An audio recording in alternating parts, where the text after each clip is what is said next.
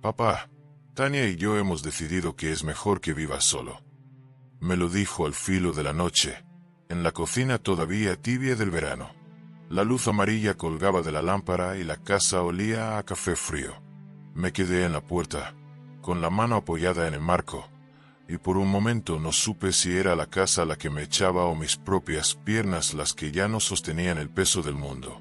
Esa casa la había levantado con mis manos, ladrillo a ladrillo, bajo el sol y la lluvia, con las palmas llenas de callos y la cabeza llena de planes. Habíamos puesto los cimientos para nuestra vida. Mi mujer y yo, risas, platos compartidos, un árbol plantado el día que nació mi hijo. Ahora, 20 años después, sostenía una pequeña maleta de tela y la vergüenza me pesaba más que el bulto. No tengo la piel de un jubilado que se rinde fácil. Tengo 63 años, cara curtida, y en mis hombros todavía queda el pulso del trabajo. Fui albañil, fui quien colocó la primera teja y quien remató la cornisa con orgullo. A veces pienso que mis manos aún recuerdan la forma de la argamasa mejor que los nombres de quienes entran y salen de casa. Ahora, las mismas manos que clavaron la puerta me apretaban la maleta. En el bolsillo llevaba el martillo pequeño, aquel que me regaló mi padre. Lo saqué, lo miré y lo guardé de nuevo. Un símbolo, no un arma. Mi hijo, un hombre que un día me llamó mi punto de apoyo, me miró sin brillo en los ojos, con la camisa bien planchada, la voz temblando por obedecer más que por convicción. Detrás de él, Tania cruzó los brazos como quien reclama un territorio nuevo. Lo que dijeron no fue solo una orden, fue una sentencia pronunciada con la seguridad de quien necesita probar algo a alguien. Salí sin levantar la voz. Dejé la llave sobre la mesa, junto a la taza de mi mujer. Ella había muerto hace años, su ausencia estaba en cada rincón. Caminé por la acera con la maleta a rastras, las rodillas quejarse un poco, y el corazón como una piedra en el pecho. Me instalé en la vieja rulota al borde del polígono, entre sacos de grava y el rumor de las máquinas. Mis amigos del pueblo pasaban a dejar un bocadillo, un saludo. Yo no pedía compasión. Me sentaba al anochecer sobre la chapa fría y hablaba poco, porque las palabras cuando se usan para reclamar lo que es tuyo suenan a rabieta. Pero la vergüenza no era lo peor. Lo peor fue descubrir que mi nombre, forjado en años de trabajo, podía convertirse en un simple comprobante de obediencia familiar. ¿Qué me quedaba, sino la casa? ¿Qué era un abuelo sin techo frente a la mirada de sus nietos? Los primeros días fuera de casa fueron una especie de niebla espesa. No por el frío, aunque las noches de septiembre ya mordían los dedos, sino por esa sensación de estar viviendo una vida que no era la mía. Dormía en la vieja rulota aparcada junto a un solar en desuso, donde antes trabajé de encargado cuando todavía tenía fuerza en los brazos y el respeto de los jóvenes. El suelo vibraba por las obras cercanas, y el aire olía a gasoil, cemento y soledad. Por las mañanas, me lavaba en una palangana de metal, con el agua que traía de una fuente cercana. Luego me preparaba un café de hornillo y escuchaba la radio vieja, esa que llevaba siempre conmigo desde los tiempos de Carmen, mi mujer. Su voz, en mi memoria, seguía dándome los buenos días. Ramón, hoy tienes que dejarlo todo limpio, decía entre risas.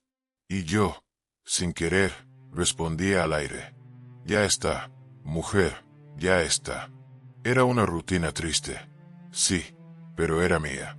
Nadie mandaba, nadie corregía.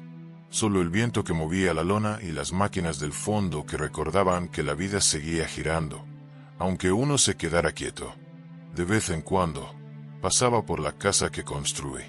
No para entrar, ya no tenía derecho, sino para mirar desde la esquina, como si vigilara un recuerdo. A veces veía a mis nietos jugar en el jardín. El mayor, de 6 años, me saludaba con la mano cuando creía que nadie lo veía. Entonces sentía algo mezclado entre orgullo y dolor. En una ocasión, Tania salió a tender ropa. Me vio. Fingió no reconocerme, aunque sabía muy bien quién era el hombre que había puesto cada ladrillo de esas paredes. Mi hijo, David, solía decir antes de casarse: «Papá, tú eres mi ejemplo». Y yo le respondía: no digas eso tan a la ligera. El ejemplo pesa. Nunca imaginé que, años después, querría quitarse ese peso de encima de la peor forma posible. La humillación no venía solo del gesto de echarme, sino de cómo lo hizo. No hubo discusión ni gritos. Fue una conversación limpia, ordenada, como quien despide a un empleado. Es por tu bien, me dijo. Y ese por tu bien resonaba cada noche en mi cabeza como una burla. Los amigos del pueblo se enteraron. Los más cercanos venían a verme con algo de comida o tabaco. Los demás, los que solo saben juzgar, hablaban en voz baja cuando pasaba. Ya ves, al final todos criamos cuervos. Escuché una vez detrás de mí. No contesté. Las palabras de los necios no necesitan respuesta. En la soledad, uno piensa diferente. Te vienen recuerdos que creías olvidados. Recordé a Carmen el día que pusimos la primera piedra de la casa.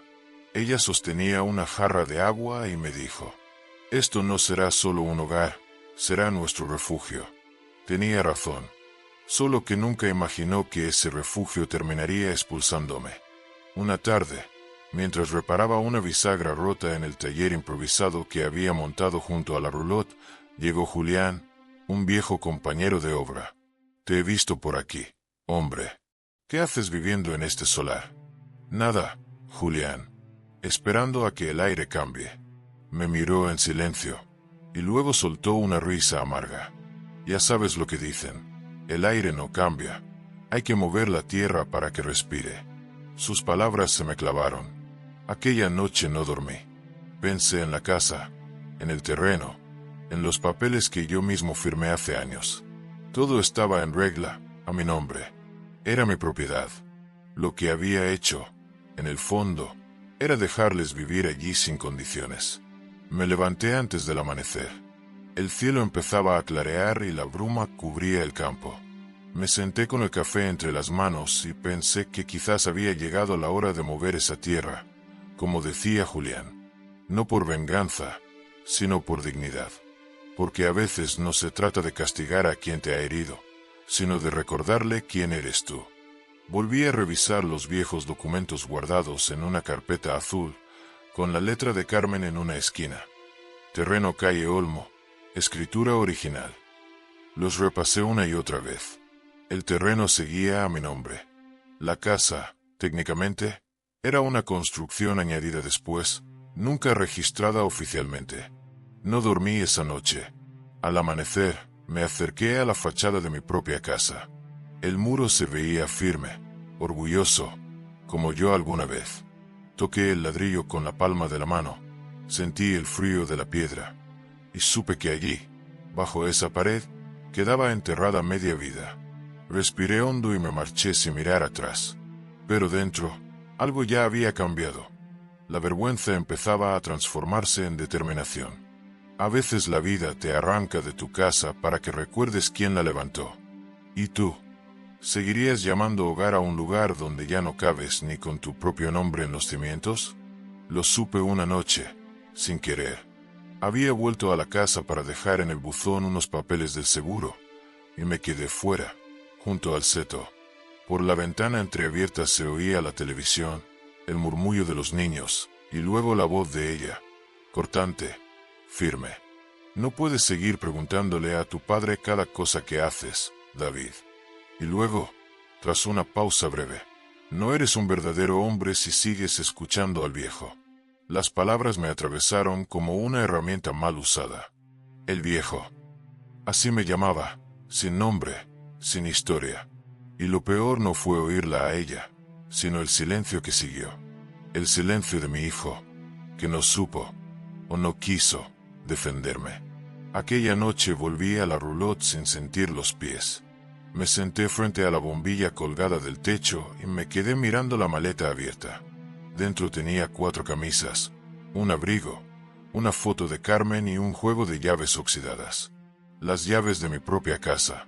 Las miré largo rato, hasta que el amanecer se coló por la rendija de la puerta. Recordé entonces la primera vez que vi a Tania. Mi hijo me la presentó en una comida familiar.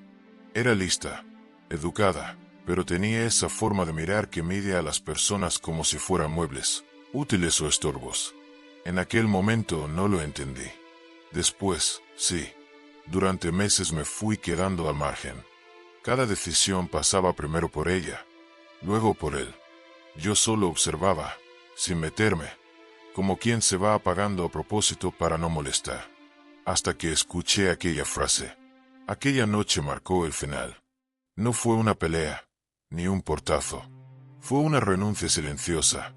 Mi hijo había elegido su papel, y yo el mío. Él demostraría que era el hombre de la casa, aunque para eso tuviera que echar al que la construyó. Y entonces, en medio del cansancio y la humillación, algo dentro de mí se encendió. No una ira violenta, sino una claridad fría. Me di cuenta de que si seguía callando, borraría mi propia existencia, como si nunca hubiera puesto un solo ladrillo.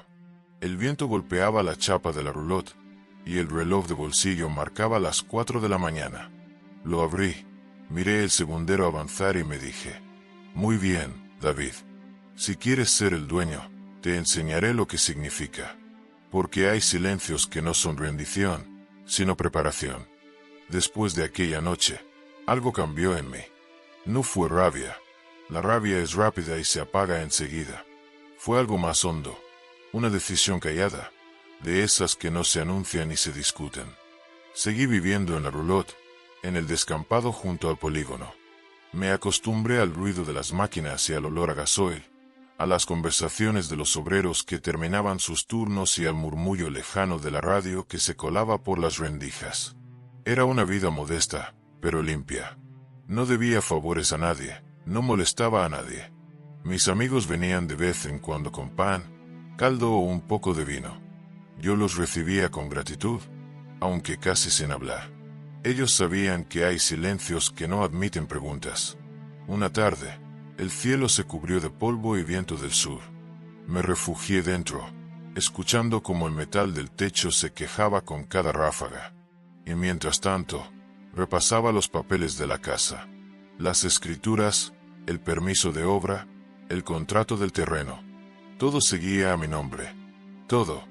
Fue entonces cuando comprendí lo que realmente había hecho todos aquellos años. No solo había levantado una casa, había levantado un hogar que, sin mí, no podía sostenerse legalmente. Guardé los documentos en una carpeta azul, la misma que Carmen usaba para guardar las facturas. En la tapa aún podía leerse su letra. Terreno calle Olmo, propiedad de Ramón Álvarez. Toqué esas letras con el dedo, como si acariciara su voz. Durante días, la idea me rondó la cabeza. No vengarme, sino poner las cosas en su sitio. La dignidad no se exige, se demuestra. A veces pasaba frente a la casa solo para observar. Veía a mi hijo lavar el coche, con gesto tenso, y a Tania dar órdenes, moviendo las manos como si todo le perteneciera. Los niños jugaban sin saber nada de fronteras. Aquello dolía, pero me daba también una certeza. Todo lo que estaba allí, cada baldosa, cada muro, era fruto de mis manos. Una mañana de sábado, mientras el sol apenas despuntaba, me acerqué al ayuntamiento. Saludé a Carmen, la secretaria de urbanismo, una mujer que conocía desde hacía años. Carmen, le dije, necesito revisar un expediente de propiedad. Es mío, pero quiero asegurarme. Ella buscó en el ordenador, tecleó mi nombre y me miró sorprendida.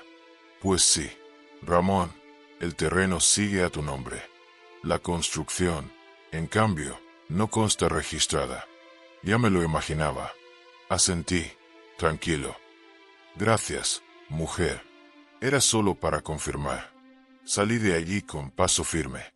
No era un paso de venganza, sino de quien por fin recuerda su sitio en el mapa. Volví al taller improvisado junto a la roulotte y me preparé un café. El vapor se mezclaba con el aire frío de la mañana. Miré el reloj de bolsillo de mi padre.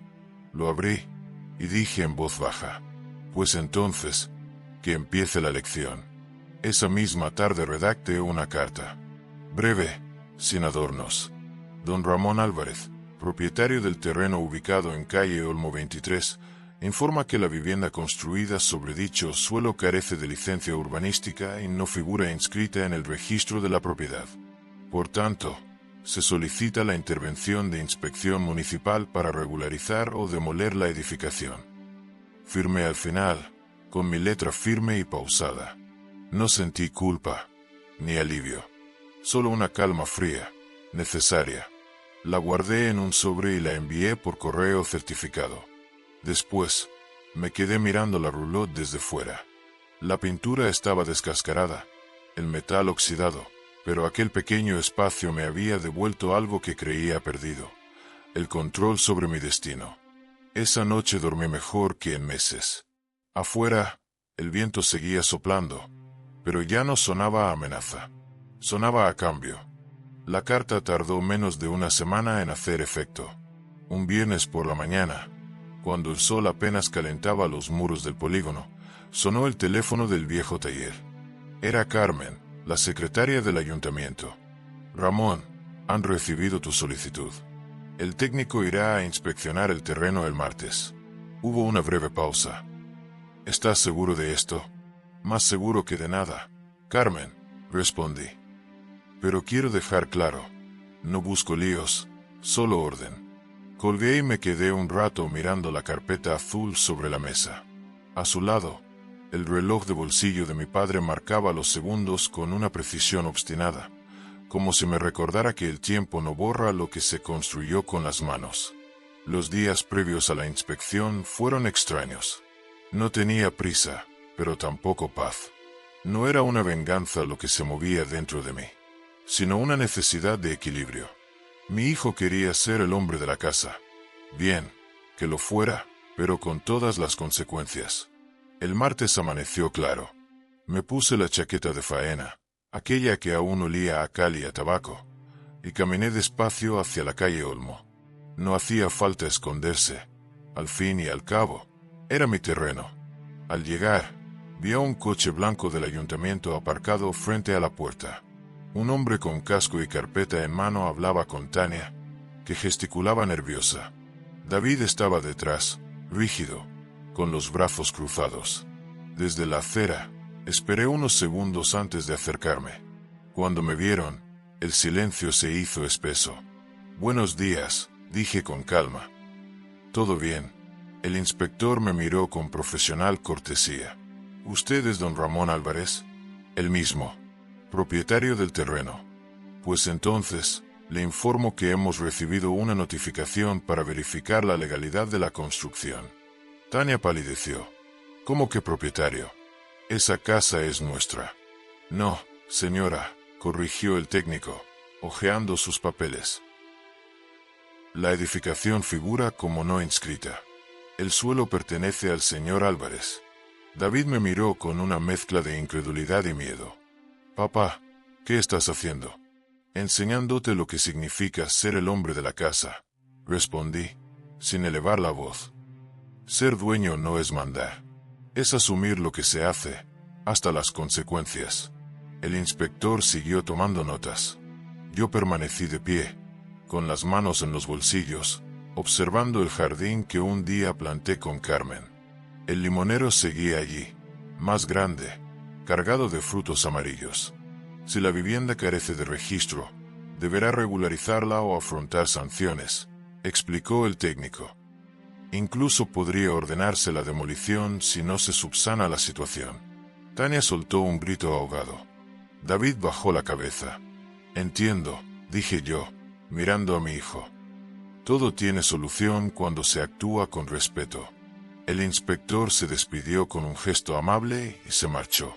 El silencio volvió a caer sobre el patio. Solo se oía el canto de un mirlo entre los cables. David se acercó, con los ojos vidriosos. «Papá, te juro que no quería llegar a esto». «Lo sé, hijo, pero lo hiciste. Y lo peor no fue echarme», suspiré, sin olvidar quién puso cada ladrillo. Tania se dio la vuelta y entró en la casa sin mirar atrás. La puerta se cerró con un golpe seco. Nos quedamos los dos en el porche. La tarde olía a cal y a tierra húmeda. «¿Vas a quitárnosla?», preguntó él, con voz quebrada. «No, David.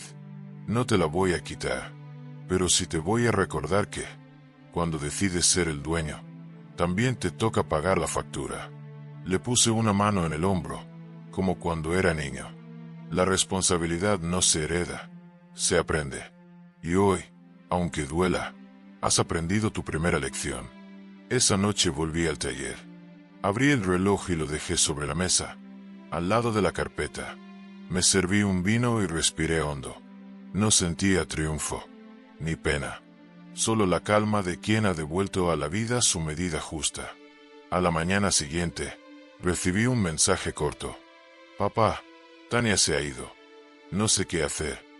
No contesté de inmediato. Me quedé mirando el mensaje largo rato. No era alegría lo que sentía, sino una mezcla de tristeza y alivio. A veces, las cosas tienen que romperse para dejar pasar el aire. Respondí solo esto. Ven cuando quieras. Aquí hay sitio y herramientas, pero ven como hombre, no como víctima. El reloj marcaba las 11:15.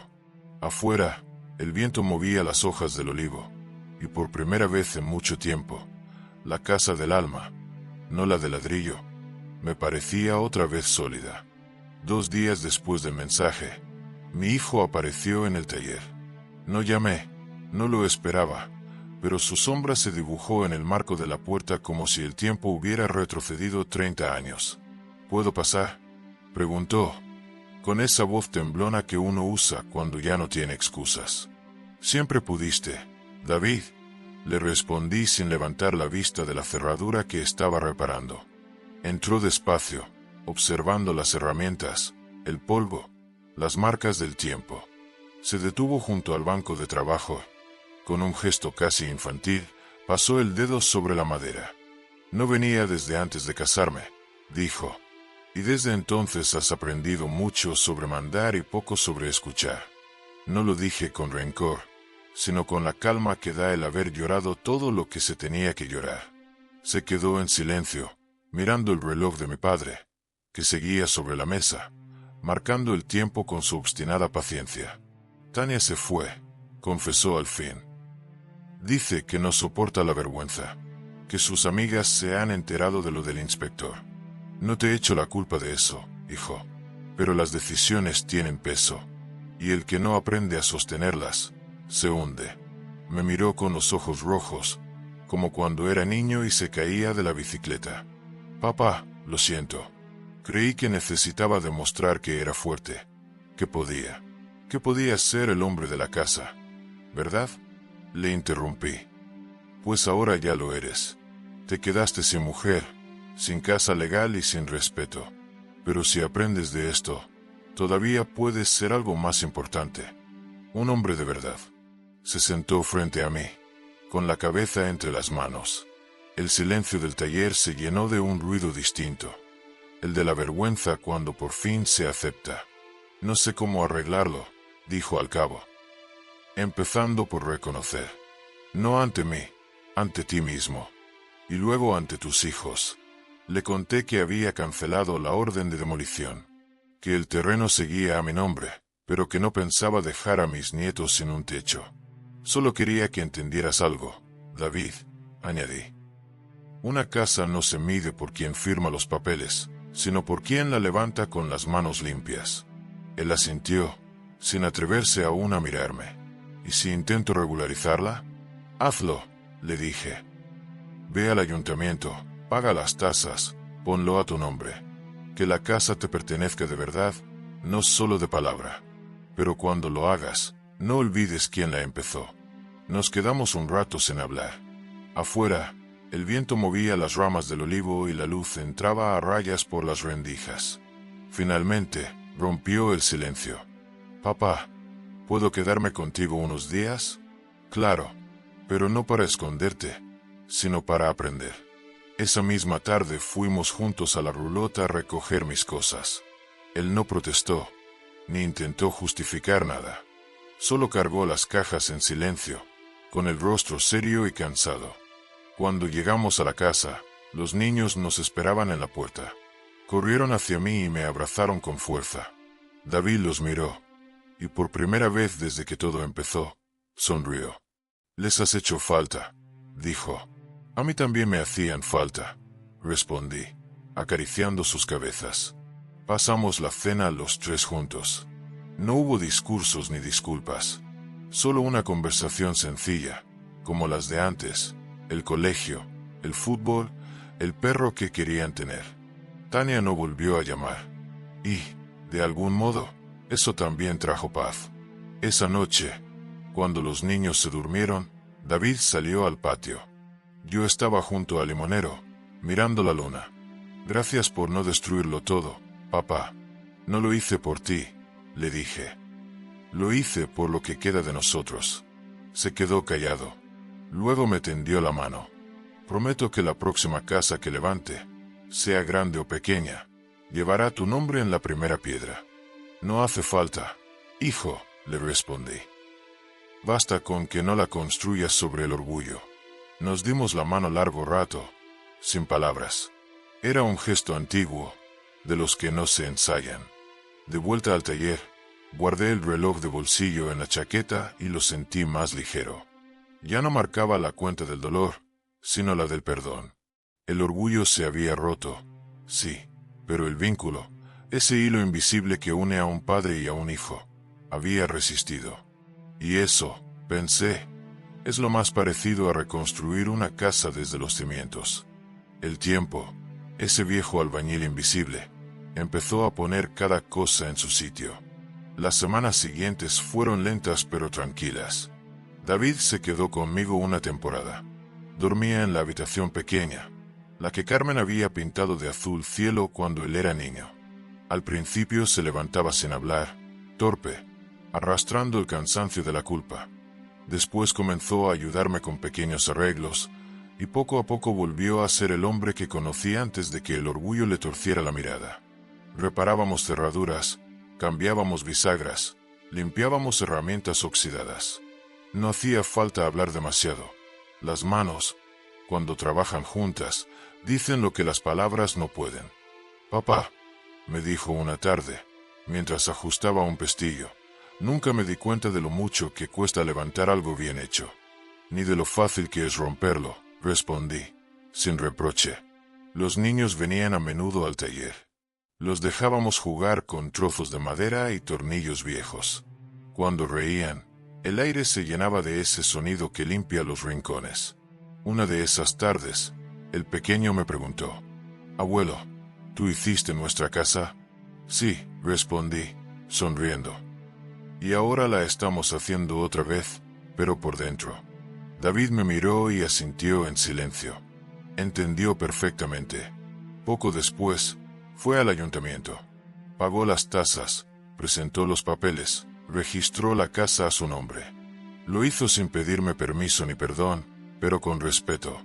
Me enseñó el documento una mañana, apoyado en el mostrador del taller. «Ya está legalizada, papá. Ahora sí es nuestra».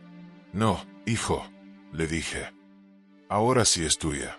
Pero recuerda quién la soñó primero». Tania no volvió. Se llevó sus cosas y su silencio. Y aunque David sufrió, no intentó justificarla. Quizá me quiso, pero no supo respetar lo que me hizo ser quien soy, dijo un día, mientras compartíamos un vino.